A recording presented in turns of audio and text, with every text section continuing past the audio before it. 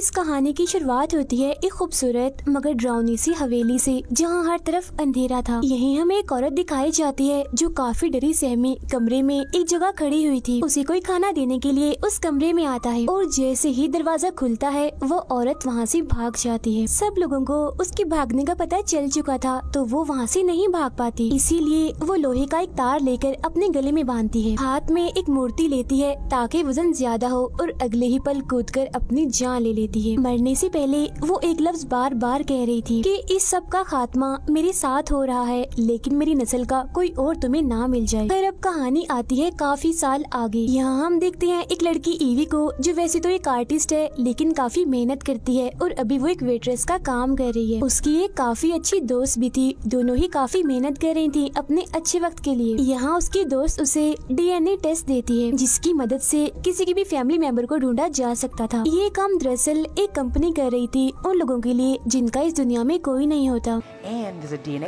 Company उस इंसान का DNA लेकर उसके रिश्तेदार को इस पूरी दुनिया में ढूंढती है। घर आने के बाद ईवी मिट्टी के बर्तन बनाने लगती है क्योंकि ये उसका शौक था, मगर उसका इसमें ध्यान नहीं होता। वो अपने माँ बाप की तस्वीरें देखकर उन्हें याद कर रही थी, बार बार उनकी वॉइस मैसेज सुन रही थी क्योंकि काफी सालों पहले उसके माँ बाप की मौत हो गई है, तभी से वो अकेली है। इसीलिए वो उस DNA को देने का सोचती है, इस उम्मीद में कि शायद इस दुनिया में मेरा कोई अपना मिल जाए और कंपनी उसे ढूंढ ले। तो अगले दिन वो अपना DNA सैंपल देती है। कुछ ही देर में रिजल्ट भी आ जाता है जिससे उसे पता चलता है कि उसकी फैमिली इंग्लैंड से थी। DNA वाली कंपनी ने उसके कजन को खोज निकाला था जो इस वक्त इंग्लैंड में ही था। ये जानकर ईवी को काफी हैरानी होती है। इस बारे में वो अपनी दोस्त को भी बताती है। अब ईवी के साथ साथ ये मैसेज उसके कजन को भी मिलता है कि उसकी ईवी नाम की कोई कजन है, इसीलिए वो इसे मैसेज करता है और चाय कॉफी पर बुलाता है। ये देखकर ईवी काफी खुश हो जाती है क्योंकि वो तो पहले ही अकेली थी, फैमिली की कमी उसे बहुत महसूस हो रही थी। लेकिन यहाँ उसकी दोस्त उसे समझाती है कि किसी पर भरोसा मत करो, ऐसे मुझे तो ये DNA वाली कंपनी ही फ्रॉड लगती है।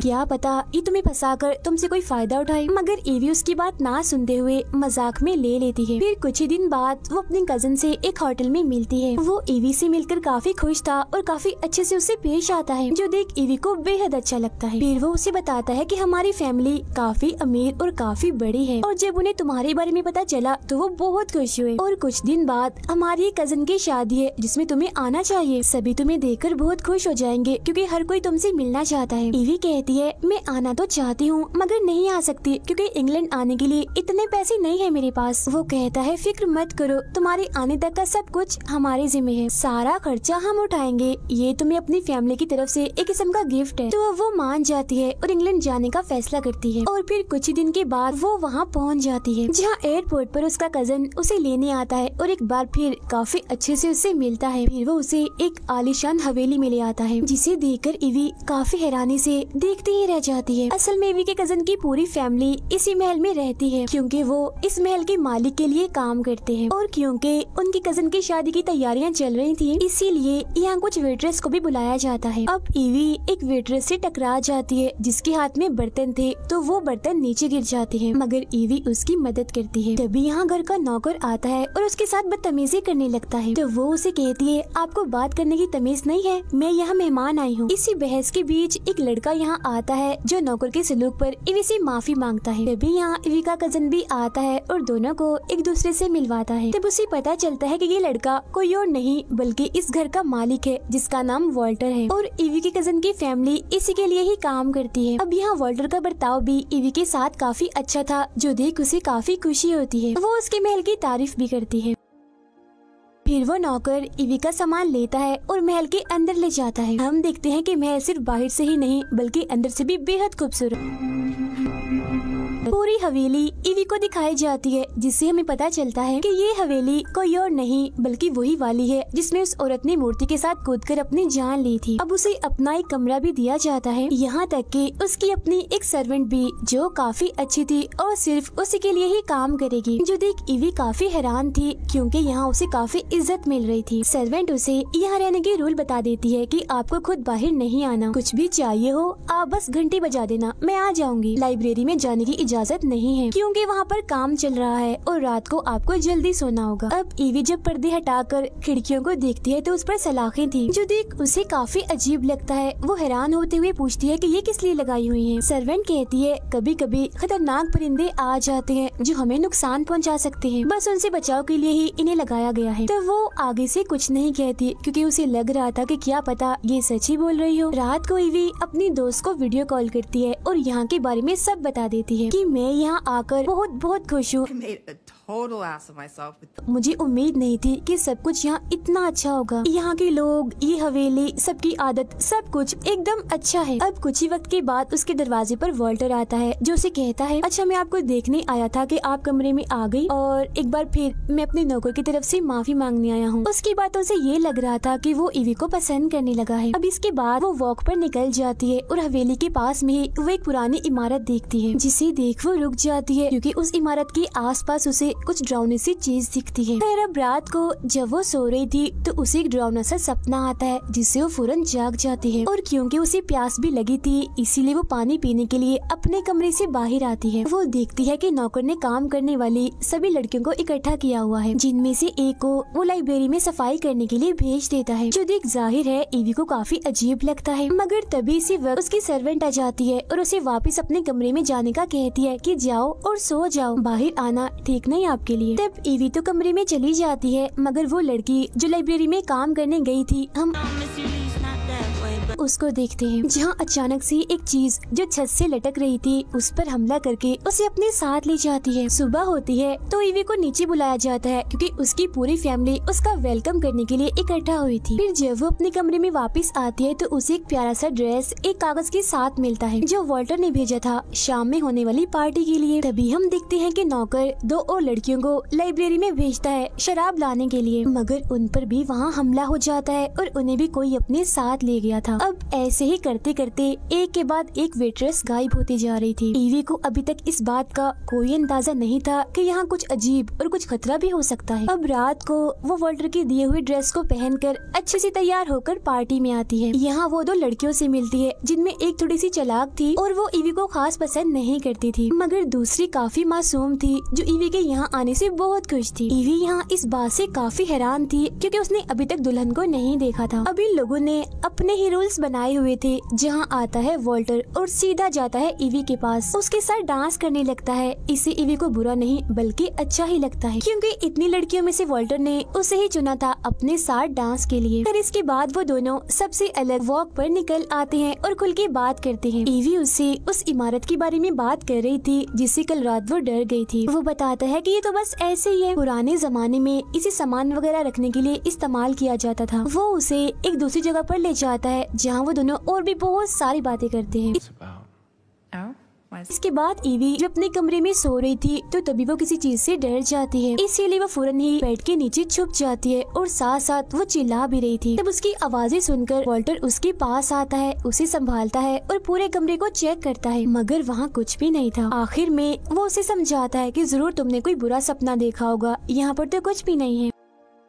अब वॉल्टर के साथ ईवी खुद को काफी महसूस समझ रही थी, इसीलिए वो उसे कहती है जब तक मुझे नींद न आए तो मेरे साथ मेरे कमरे में ही रहो। तो वो उसकी बात मान लेता है। सुबह जब ईवी की आंख खुलती है तो वो अपने पास एक खत देखती है जो वॉल्टर का था। उसने लिखा था मैं जा रहा हूँ लेकिन तुम्हारी नींद खराब ना हो तो मैंने तुम्हें नहीं जगाया। फिर वो दोनों लड़कियाँ जो पार्टी में ईवी से मिली थी वो यहाँ पर आती है और उसे तैयार करने के लिए अपने साथ ले जाती है। फिर जब ईवी के नाखून काटे जा रहे थे तो उसकी एक उंगली जख्मी हो जाती है और खून निकलने लगता है। उस खून को देखकर वो लड़की खुद को रोक नहीं पाती और उसका खून पीने लगती है। ये सब ईवी को बहुत अजीब लगता है तो वो गुस्से में यहाँ से चली जाती है। तो अब यहाँ ईवी को महसूस होने लगता है कि यहाँ के लोग काफी अजीब हैं और यहाँ कोई गड़बड़ भी है, इसीलिए वो ये फैसला करती है कि जहाँ मुझे जाने से मना किया हुआ है मैं वहीं जाऊंगी, यानी उस लाइब्रेरी में। जब वो अंदर जाती है तो उसे टेबल पर अपनी सारी डिटेल्स इंफॉर्मेशन मिलती है जो किसी और ने नहीं, वॉल्टर ने ही निकाली थी। ये देख उसे बहुत ही बुरा लगता है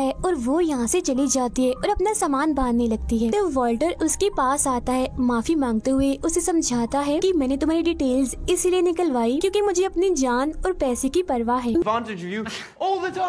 मैं ये जानना चाह रहा था कि कहीं तुम पैसों के लालच में तो यहाँ नहीं आ रही। तुम्हारे कजन ने जब मुझे बताया कि तुम यहाँ आ रही हो तो मुझे ऐसा करना ही पड़ा। बाकी मैं सच में तुम्हें जानना चाहता हूँ और तुम ऐसे फजूल में मुझ पर शक कर रही हो। तो अब यहाँ एक बार फिर ईवी फंस गई थी, मगर अब ज्यादा, क्योंकि वो वॉल्टर को पसंद करने लगी थी। अब रात के वक्त आलीशान तरीके से खाना खाया जा रहा था। सब लोग अच्छे से तैयार होकर बैठे हुए थे और ईवी को भी खूबसूरत सा ड्रेस दिया जाता है जिसे पहनकर वो आती है और वॉल्टर के साथ बैठ जाती है। अब यहाँ वॉल्टर उठता है और सभी को कहता है कि आप सबका शुक्रिया जो आप इतने अरसे से मेरे साथ हैं और मेरी खिदमत कर रहे हैं। फिर बातों ही बातों में जब वो ये ऐलान करता है कि मैं ईवी से शादी करने वाला हूँ तो ईवी को काफी अजीब लगता है। मगर अब यहाँ वॉल्टर की बातें और वहाँ की चीजें और अजीब होने लगती हैं। उनका नौकर एक वेट्रेस का गला काट कर खून को एक बर्तन में भर लेता है। ये देखकर तो ईवी के होश उड़ जाते हैं, वो काफी डर जाती है। अब यहाँ वॉल्टर कहता है कि सदियों से तुम मेरी खिदमत करते आ रहे हो। तुम लोगों ने मुझे 3 बीवियाँ देनी थी, जिनमें से 2 तो मेरे पास हैं और तीसरी ईवी के साथ शादी करने से पूरी हो जाएंगी। और हम सब जानते ही हैं कि 3 नंबर बहुत ही खास और ताकतवर होता है, जिससे मैं और भी ताकतवर हो जाऊंगा और बदले में तुम लोगों को मिलेगा पैसा, रुतबा, ताकत, इसके अलावा और भी बहुत कुछ। अब यहाँ ईवी सब कुछ समझ तो गई थी, मगर अब काफी देर हो चुकी थी। असल में वॉल्टर एक वेम्पायर था, मतलब लोगों का खून पीने वाला, और क्योंकि वो कभी भी नहीं मर सकता था इसीलिए सदियों से वो जिंदा था और ये सारे लोग उसकी सेवा कर रहे थे। वॉल्टर की पहली बीवी वो चालाक लड़की थी और दूसरी मासूम वाली, और क्योंकि वो दोनों भी वेम्पायर्स थे इसीलिए वो सालों से वॉल्टर के साथ रह रही थी। तीसरी उसकी बीवी थी ईवी की दादी, जिसने शुरुआत में कूद कर अपनी जान ले ली थी। अब वॉल्टर ऐसे ही आम लड़कियों से शादी नहीं कर सकता था, उसे शादी करने के लिए ऐसी लड़की चाहिए थी जिसका खून खास हो। अब उसकी दादी का खून खास था तो उसने तीसरी शादी उनसे की, मगर उन्होंने अपनी जान ले ली। तो अब वो ईवी के साथ शादी करना चाहता है क्योंकि उसका खून भी तो खास था अपनी दादी की वजह से। अब ईवी वहाँ से भागने की कोशिश करती है मगर नहीं भाग पाती। वॉल्टर उसे कहता है समझने की कोशिश करो और जरा सोचो कि मैं तुम्हें क्या कुछ दे सकता हूँ। तुम इमोर्टल यानी अमर हो जाओगी मेरी तरह और कभी भी नहीं मरोगी और तो और तुम्हारे अंदर 100 मर्दों जितनी ताकत आ जाएगी और कभी भी बीमार नहीं पड़ोगी। तुम्हारे पास ऐश वाली जिंदगी की हर चीज होगी, जैसे दौलत, ताकत। फिर अब ईवी को पकड़कर तय खाने में बंद कर दिया जाता है, जिसके साथ वॉल्टर की दोनों बीवियां यानी वो चालाक और मासूम लड़कियां भी आती हैं। अब यहाँ वॉल्टर और उसकी दोनों बीवियां ही वेम्पायर्स थी, बाकी सब इंसान थे और वो इनकी सेवा कुछ यूँ भी करते थे कि इनके पीने के लिए खून लाते थे, क्योंकि यही वेम्पायर्स का खाना होता है। वॉल्टर की दोनों वेम्पायर बीवियां ईवी को समझाती हैं कि हम भी इस सब से गुजर चुकी हैं। एक बार जब वॉल्टर तुम्हें अपना खून पीने के लिए देगा तो तुम बहुत ताकतवर महसूस करोगी। तुम इतनी खुश होगी कि अपनी पिछली जिंदगी ही भूल जाओगी और वक्त के साथ साथ फिर तुम वेम्पायर वाली जिंदगी की आदी हो जाओगी। मगर ईवी पर उनकी बातों का कोई भी असर नहीं होता, क्योंकि वो खूनी कातिल और शैतान बनना नहीं चाहती, इसीलिए वो रोने लगती है। पर इसके बाद वो दोनों ईवी को जिंदा ही छोड़कर यहाँ से चली जाती हैं, क्योंकि जल्दी वॉल्टर और ईवी की शादी होने वाली थी। और वो सर्वेंट जो ईवी को दी गई थी वो दिल की काफी अच्छी थी, इसीलिए उसे ईवी पर तरस आता है। वो नहीं चाहती थी कि वो भी जुल्म का शिकार हो, इसीलिए वो उसकी मदद करती है ताकि वो यहाँ से भाग जाए। तब सही मौका देकर ईवी यहाँ से भाग जाती है, मगर सभी को इस बारे में पता चल जाता है कि ईवी यहाँ से भाग गई है और सर्वेंट ने उसकी मदद की है। तब उसे पकड़ने के लिए बहुत सारे लोगों को लगा दिया जाता है और वो सबसे बचने के लिए उस इमारत में जाकर छुप जाती है। नौकर ने उस सर्वेंट को मार दिया होता है और उसकी लाश को वो उसी इमारत में लाता है, जो देख ईवी काफी घबरा जाती है। वो यहाँ से भागने लगती है तो नौकर उसे देखकर उसके पीछे जाने लगता है, मगर वो उसे इसी इमारत में कैद कर देती है और वो इस जगह से भाग जाती है। वो पहुँच जाती है एक गाँव में, एक घर के पास जाती है जिसमें एक बूढ़ा कपल था। वो उनसे मदद मांगने लगती है कि प्लीज आप पुलिस को कॉल कर दीजिए, मेरे पीछे कुछ लोग पड़े हुए हैं और मुझे मारना चाहते हैं। तो वो बूढ़ा कपल उसे घर के अंदर ले आता है। औरत कॉल तो करती है मगर पुलिस को नहीं, वॉल्टर को, क्योंकि ये लोग भी कोई और नहीं बल्कि वॉल्टर के सर्वेंट्स थे। तब यहाँ ईवी भी समझ गई थी, मगर अब काफी देर हो चुकी थी। वो ईवी को चाय भी पीने के लिए देते हैं, जिसे वो पीती नहीं बल्कि बूढ़े आदमी के ऊपर फेंक देती है। तब बूढ़ी औरत एक चीज मारकर उस पर हमला करती है, जिससे वो बेहोश हो जाती है। फिर जब उसे होश आती है तो वो सोफे पर पड़ी हुई थी और वॉल्टर उसके सामने था, जो उसे वेम्पायर होने के फायदे बता रहा था। उसे शादी करने, वेम्पायर बनने के लिए उकसा रहा था। पास में ही एक लड़की भी पड़ी हुई थी जिसका वो खून भी पी रहा था।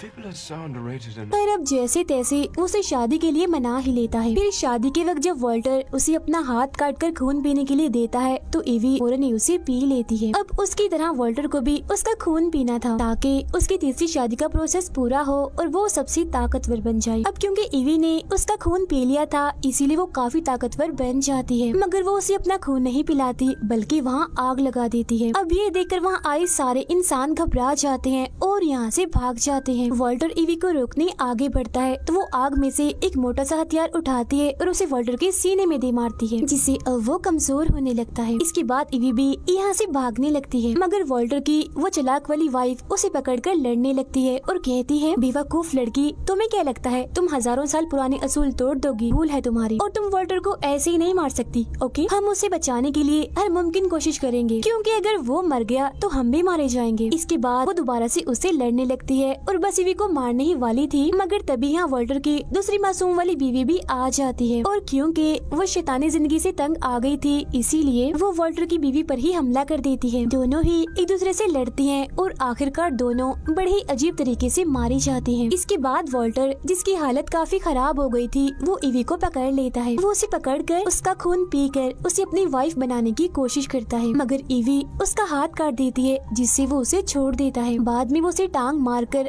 आग में फेंक देती है और क्योंकि वो कमजोर हो गया था इसीलिए वो फौरन ही मारा जाता है, मतलब उसका खेल खत्म हो जाता है। इसके बाद वो इस पूरी जगह को आग लगाकर वहाँ से बाहर निकलती है। वो बची हुई एक लड़की को अपने साथ लेकर इस टाउन से भाग जाती है। 2 हफ्तों के बाद हम देखते हैं कि ईवी अब एक वेम्पायर बन चुकी है जो काफी ताकतवर भी है क्योंकि उसने वॉल्टर का खून जो पी लिया था। यहाँ वो अपने दोस्त के साथ थी। वो दोनों अब ईवी के उस कजन को ढूंढ रहे थे जो झूठ मूठ का उसका कजन बना हुआ था। ईवी उससे अपना बदला लेना चाहती थी क्योंकि उसी की वजह से ये सब कुछ हुआ था और इसी के साथ ये फिल्म यहीं पर खत्म हो जाती।